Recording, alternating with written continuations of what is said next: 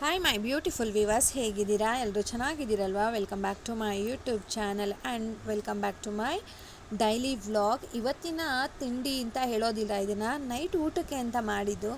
ಮನೆಯಲ್ಲಿ ಅವರೆಕಾಯಿ ತೊಗೊಂಡು ಬಂದಿದ್ರು, ತುಂಬ ಚೆನ್ನಾಗಿತ್ತು. 100 ರೂಪಾಯಿ ಕೆಜಿ ಅಂತ ತಂದಿದ್ರು. ಸೊಗಡು ಇತ್ತು. ಈ ಕಾಲದಲ್ಲೂ ಸೊಗಡು ಬರುತ್ತೆ ಅಂತ ಗೊತ್ತಿರಲಿಲ್ಲ. ತುಂಬ ಚೆನ್ನಾಗಿತ್ತು. ಕಾಳು ಕಡಲೆ ಅವರೆ ಅಂತ ಹೇಳ್ತೀವಲ್ವ, ಅದು. ಇದನ್ನ ನೋಡಿ ನನಗೆ ಅವರೆಕಾಳು ಹಾಕಿ ಮಾಡಿರೋವಂಥ ವಾಂಗಿಬಾತ್ ಅಂದರೆ ತುಂಬ ಇಷ್ಟ.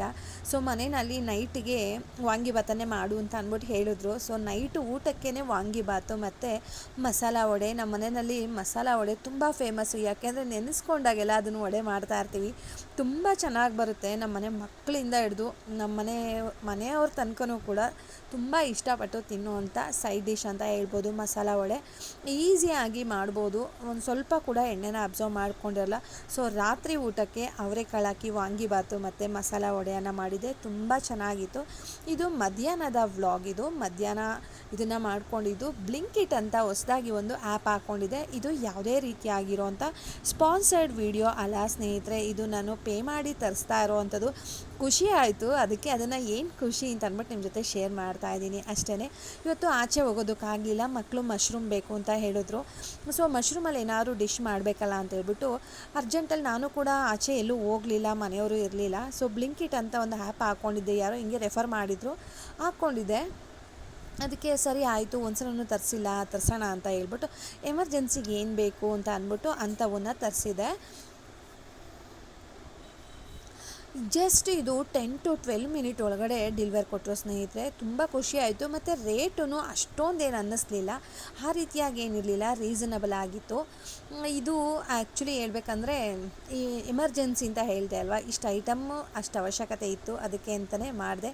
ಅದಕ್ಕೆ ಅದು ಹೆಸರು ಕೂಡ ತೋರಿಸ್ತಾ ಇದ್ದೀನಿ, ಬ್ಲಿಂಕಿಟ್ ಅಂತ. ನಮಗೆ ತುಮಕೂರಲ್ಲಿ ನಾನು ಜಾಸ್ತಿ ತರಿಸ್ತಾ ಇದ್ದಿದ್ದು ಜಿಯೋ ಮಾರ್ಟಲ್ಲಿ ತರಿಸ್ತಾ ಇದ್ದೆ. ಸೊ ಜಿಯೋ ಮಾರ್ಟಲ್ಲಿ ಈಗ 10 ಮಿನಿಟ್ ಅಂತ ಕೊಡ್ತಾಯಿದ್ರು, ಸುಮಾರು ಹೊತ್ತು ಲೇಟ್ ಆಗ್ತಾಯಿತ್ತು.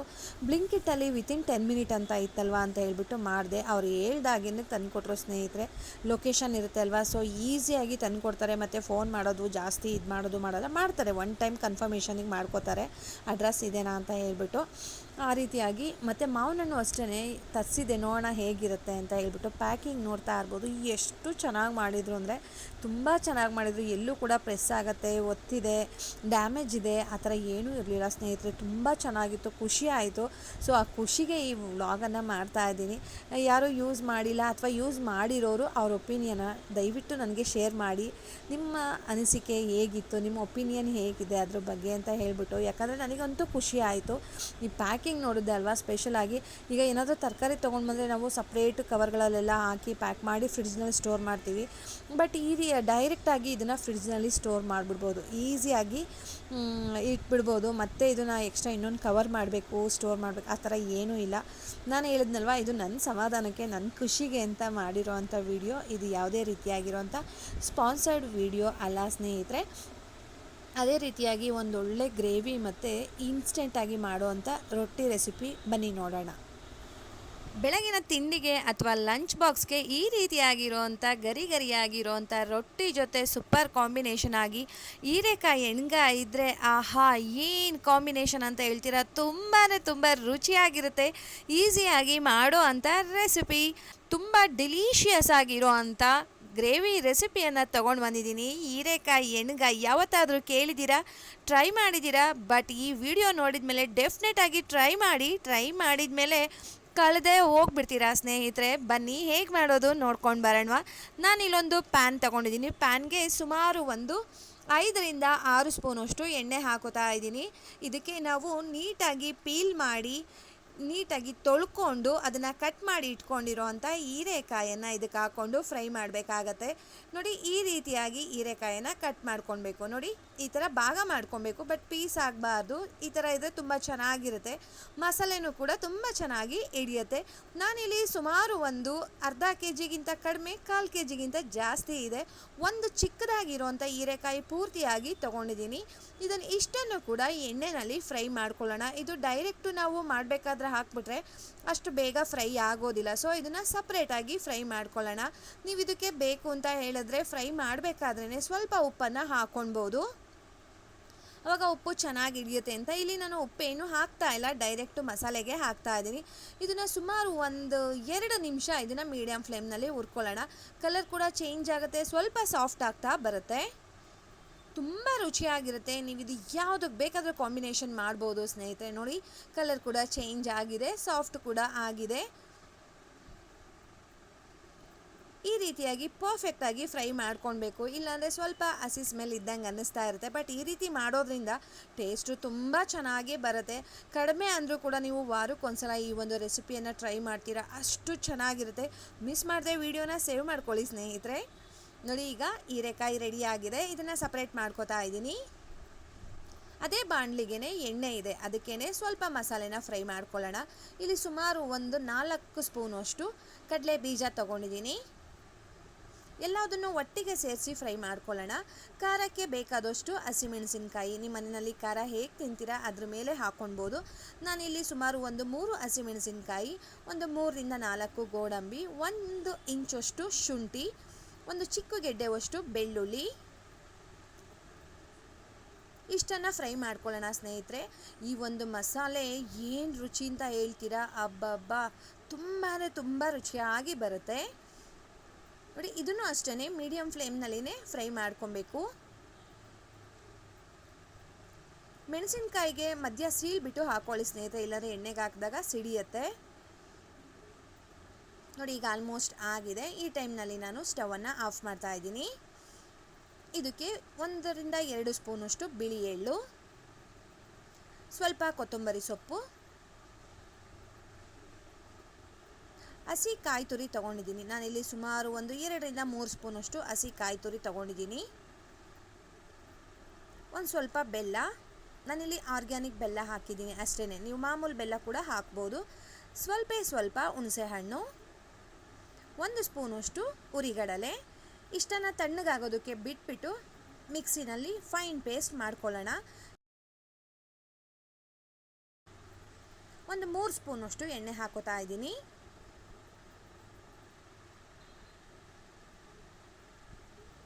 ಎಣ್ಣೆ ಬಿಸಿ ಆದ ತಕ್ಷಣ ಅದಕ್ಕೆ ಸ್ವಲ್ಪ ಸಾಸಿವೆ ಹಾಕ್ಕೊಂಡಿದ್ದೀನಿ. ಸಾಸಿವೆ ಎಲ್ಲ ಚೆನ್ನಾಗಿ ಚಟಪಟ ಅಂತ ಸಿಡಿಲಿ. ಅದ್ರ ಜೊತೆನೇ ಒಂದು ಪಲಾವ್ ಎಲೆ ಹಾಕ್ಕೊಂಡಿದ್ದೀನಿ, ಸ್ವಲ್ಪ ಕರಿಬೇವಿನ ಸೊಪ್ಪು, ಉದ್ದನಾಗಿ ಹಚ್ಚಿರುವಂಥ 1 ಈರುಳ್ಳಿ,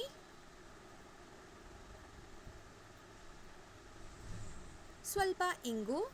ಇಷ್ಟನ್ನು ಫ್ರೈ ಮಾಡ್ಕೊಳ್ಳೋಣ. ಈರುಳ್ಳಿ ಒಂದು ಅರ್ಧ ಭಾಗ ಫ್ರೈ ಆದರೆ ಸಾಕು. ಈ ರೀತಿಯಾಗಿ ಸ್ಲೈಸ್ ಮಾಡ್ಕೊಂಡಿರೋದ್ರಿಂದ ಬೇಗ ಫ್ರೈ ಆಗಿಬಿಡುತ್ತೆ.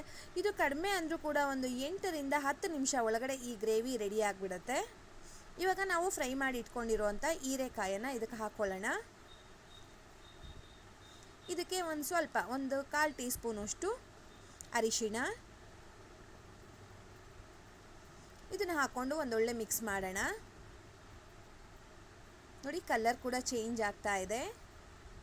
ಇಲ್ಲಿ ನೊರೆ ಬರ್ತಾ ಇದೆ ಅಂತ ಕೇಳ್ಬೋದು. ನಾನಿಲ್ಲಿ ಕೊಬ್ಬರಿ ಎಣ್ಣೆನ ಉಪಯೋಗಿಸಿದ್ದೀನಿ ಸ್ನೇಹಿತರೆ. ನೀವು ಮಾಮೂಲು ರಿಫೈನ್ಡ್ ಆಯಿಲ್ ಕೂಡ ಉಪಯೋಗಿಸ್ಬೋದು. ನಮ್ಮ ಮನೆಯಲ್ಲಿ ನಾನು ಕೊಬ್ಬರಿ ಎಣ್ಣೆನೇ ಉಪಯೋಗಿಸೋದು. ಸೊ ಅದಕ್ಕೆ ಈ ಥರ ಹಿಂಗೆ ನೊರೆ ಬರ್ತಾ ಇದೆ ಅಷ್ಟೇ. ಇವಾಗ ನಾವು ಫೈನ್ ಪೇಸ್ಟ್ ಮಾಡಿ ಇಟ್ಕೊಂಡಿರುವಂಥ ಮಸಾಲಾನ ಆ್ಯಡ್ ಮಾಡೋಣ. ಗ್ರೇವಿ ಕನ್ಸಿಸ್ಟೆನ್ಸಿ ನೋಡ್ಕೊಳ್ಳಿ, ತೆಳುವಾಗಿ ಬೇಕಾ ಗಟ್ಟಿಯಾಗಿ ಬೇಕಾ ಅಂತ. ಅದ್ರ ಮೇಲೆ ನೀವು ನೀರನ್ನು ಆ್ಯಡ್ ಮಾಡ್ಬೋದು. ರುಚಿಗೆ ತಕ್ಕಷ್ಟು ಉಪ್ಪು, ಸ್ವಲ್ಪ 1/4 ಟೀ ಸ್ಪೂನಷ್ಟು ಗರಂ ಮಸಾಲ ಹಾಕ್ತಾ ಇದ್ದೀನಿ. ಇದಕ್ಕೆ ಬೇರೆ ಯಾವುದೇ ಚಕ್ಕೆ ಲವಂಗ ಏನೂ ಕೂಡ ನಾನು ಆ್ಯಡ್ ಮಾಡಿಲ್ಲ. ಸೊ ಅದಕ್ಕೆ ಇಲ್ಲಿ ಸ್ವಲ್ಪ 1/4 ಟೀ ಸ್ಪೂನಷ್ಟು ನಾನಿಲ್ಲಿ ಗರಂ ಮಸಾಲ ಆ್ಯಡ್ ಮಾಡಿದ್ದೀನಿ. ಫ್ಲೇವರ್ ಅಂತೂ ತುಂಬ ಚೆನ್ನಾಗಿ ಬರುತ್ತೆ. ಲಾಸ್ಟಲ್ಲಿ ಹಾಕಬೇಕು, ನಾನೀಗ ಹಾಕಿದ್ದೀನಲ್ವ ಆ ಟೈಮ್ನಲ್ಲಿ ಹಾಕಿದ್ರೆ ತುಂಬ ಚೆನ್ನಾಗಿ ಬರುತ್ತೆ. ನೋಡಿ ಈ ರೀತಿಯಾಗಿ ಚೆನ್ನಾಗಿ ಮಿಕ್ಸ್ ಮಾಡಿಕೊಂಡ್ರೆ ಸೂಪರಾಗಿರೋ ಅಂಥ ಟೇಸ್ಟಿಯಾಗಿರೋ ಅಂಥ ಹೀರೆಕಾಯಿ ಎಣ್ಗಾಯಿ ರೆಡಿ ಆಗಿಬಿಡುತ್ತೆ ಸ್ನೇಹಿತರೆ. ಕನ್ಸಿಸ್ಟೆನ್ಸಿ ನೋಡ್ಕೊಳ್ಳಿ, ಗಟ್ಟಿ ಆಯಿತು ಅಂತ ಅನ್ಸುತ್ತೆ, ಯಾಕಂದರೆ ಕಡಲೆ ಬೀಜ ಹಾಕಿರೋದ್ರಿಂದ ಗಟ್ಟಿ ಆಗುತ್ತೆ. ಸೊ ಇದಕ್ಕೆ ಎಷ್ಟು ಬೇಕು ಅಷ್ಟು ನೀರನ್ನು ಆ್ಯಡ್ ಮಾಡ್ಕೊಳ್ಳೋಣ. ಮುಂಚೆನೇ ಯಾಕೆ ನೀರು ಆ್ಯಡ್ ಮಾಡಲಿಲ್ಲ ಅಂದರೆ ಅದರಲ್ಲಿರೋವಂಥ ಸ್ವಲ್ಪ ಹಸಿ ಸ್ಮೆಲ್ಲೆಲ್ಲ ಹೋಗಲಿ ಅಂತ ಹೇಳ್ಬಿಟ್ಟು. ಇವಾಗ ಒಂದು ಒಳ್ಳೆ ಕುದಿ ಬರಲಿ ಸ್ನೇಹಿತರೆ. ನೋಡಿ ಆಲ್ರೆಡಿ ಕುದೀತಾ ಇದೆ. ನಾನು ಇದನ್ನು ರೊಟ್ಟಿ ಜೊತೆ ಸರ್ವ್ ಮಾಡಿದೆ, ತುಂಬ ಚೆನ್ನಾಗಿತ್ತು. ಅದೇ ರೀತಿಯಾಗಿ ಮಧ್ಯಾಹ್ನ ಅನ್ನಕ್ಕೂ ಕೂಡ ಸರ್ವ್ ಮಾಡಿದೆ, ತುಂಬ ಚೆನ್ನಾಗಾಗಿತ್ತು. ಅನ್ನಕ್ಕೂ ಕೂಡ ಒಂದು ಒಳ್ಳೆ ಕಾಂಬಿನೇಷನ್ ಅಂತ ಹೇಳ್ಬೋದು. ನೋಡಿ ಇವಾಗ ತುಂಬ ಚೆನ್ನಾಗಿ ಮಸಾಲೆನೆಲ್ಲ ಹಸಿ ಸ್ಮೆಲ್ಲೆಲ್ಲ ಹೋಗಿದೆ ಮತ್ತು ಹೀರೆಕಾಯಿಗೂ ಕೂಡ ತುಂಬ ಚೆನ್ನಾಗಿ ಮಸಾಲೆ ಹಿಡ್ದಿದೆ ಸ್ನೇಹಿತರೆ. ಇವಾಗ ಎಣ್ಗಾಯಿ ರೆಡಿ ಆಗಿದೆ. ಇದಕ್ಕೆ ಸಿಂಪಲಾಗಿ ಸೂಪರಾಗಿ ಒಂದು ಬಳಿಯ ರೊಟ್ಟಿ ಮಾಡಿದೆ. ತುಂಬ ಚೆನ್ನಾಗಿತ್ತು. ಈ ರೊಟ್ಟಿದು ನಿಮಗೆ ಲಿಂಕ್ ಏನಾದರೂ ಬೇಕು ಅಂದರೆ ಕಮೆಂಟ್ ಮಾಡಿ, ಆ ವಿಡಿಯೋ ಕೂಡ ನಾನು ಅಪ್ಲೋಡ್ ಮಾಡಿದ್ದೀನಿ. ತುಂಬ ಚೆನ್ನಾಗಿರುತ್ತೆ ಇದಕ್ಕೆ ಕಾಂಬಿನೇಷನ್. ಇನ್ಸ್ಟೆಂಟಾಗಿ ಮಾಡೋ ಅಂಥ ರೊಟ್ಟಿ ರೆಸಿಪಿ. ಇದಕ್ಕೆ ಯಾವುದೇ ರೀತಿಯಾಗಿರುವಂಥ ಬಿಸಿ ನೀರಾಗಲಿ ಅಥವಾ ಕೂಡಿಸೋದಾಗಲಿ ಹಿಟ್ಟು ನಾದೋದಾಗಲಿ ಏನು ಬೇಡ ಸ್ನೇಹಿತರೆ. ನಿಮಿಷಕ್ಕೊಂದೊಂದು ರೊಟ್ಟಿಯನ್ನು ತಯಾರಿಸ್ಬಿಡ್ಬೋದು. ಇದ್ರ ಲಿಂಕ್ ಬೇಕಾದರೆ ಮಿಸ್ ಮಾಡಿದೆ ನನಗೆ ಕಮೆಂಟ್ ಮಾಡಿ. ನೋಡಿ ತುಂಬ ಚೆನ್ನಾಗಿರೋವಂಥ ಬಳಿಯೋ ರೊಟ್ಟಿ ಕೂಡ ರೆಡಿ ಆಯಿತು. ಬನ್ನಿ ಇವಾಗ ಸರ್ವ್ ಮಾಡೋಣ ಬಳಿಯೋ ರೊಟ್ಟಿ ಜೊತೆ. ಸೂಪರಾಗಿರೋವಂಥ ಟೇಸ್ಟಿಯಾಗಿರೋವಂಥ ಬಾಯಿನಲ್ಲಿ ನೀರು ಬರೋ ಅಂಥ ತಿಂದಮೇಲೆ ನೀವು ಇನ್ನೂ ಬೇಕು ಅಂತ ಹೇಳ್ತೀರಾ, ಅಷ್ಟು ರುಚಿಯಾಗಿರುತ್ತೆ.